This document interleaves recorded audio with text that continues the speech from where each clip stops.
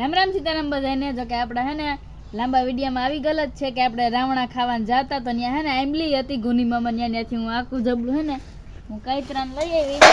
તો એટલા બધા કાઈતરા લેવી હજુ તો ત્યાં છે તો હે ને ટાઈમ નહોતો ને એટલે એટલા ઉતર્યા. બાકી બસ આવું હાલે વાડીની મોજ.